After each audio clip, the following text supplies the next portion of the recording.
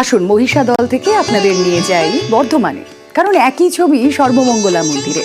সারা বছর এখানে সাধারণ মানুষের ভিড় লেগে থাকে, আর এখানে দুর্গাপুজো শুরু হয়ে গিয়েছে। রাজ আমলের রীতি মেনে প্রতিপদে ঘট প্রতিষ্ঠা করে দুর্গাপুজোর সূচনা। নবমী পর্যন্ত চলবে পুজো।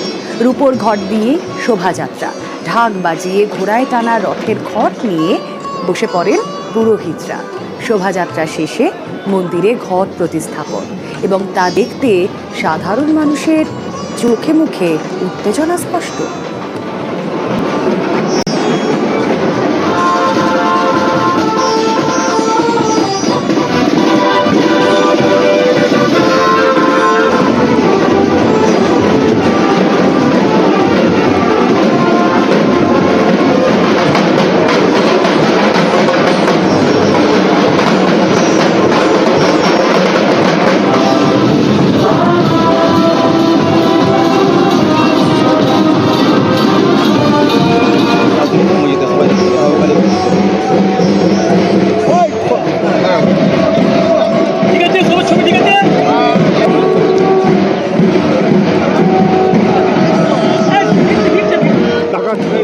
বর্ণাঢ্য শোভাযাত্রার মাধ্যমে বর্ধমান রাজার প্রতিষ্ঠিত পুষ্কর কৃষ্ণসাগর থেকে বর্ণাঢ্য শোভাযাত্রার মাধ্যমে ঘট আনয়ন করা হয়েছে।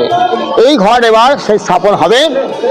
এর মাধ্যমে আমাদের শুধু বর্ধমান নয়, বর্ধমান জেলা, সারা বাংলা, সারা ভারতবর্ষ এবং সারা বিশ্বে দেবীপক্ষের শারদীয়া দুর্গোৎসবের শুভ সূচনা ঘটছে।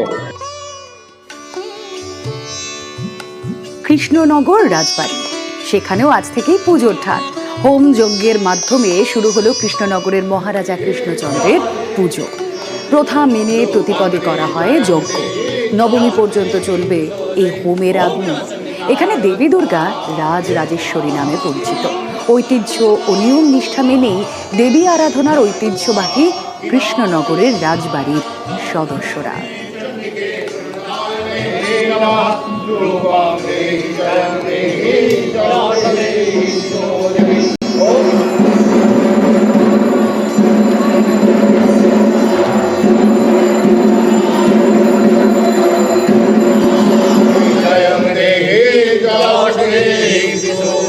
আজ প্রতিপদ, এবং আজকে নদিয়া রাজবংশের বৈশিষ্ট্য যে আজ থেকেই হোমটা জ্বলে, এবং সেটা চলে নবমী অবধি।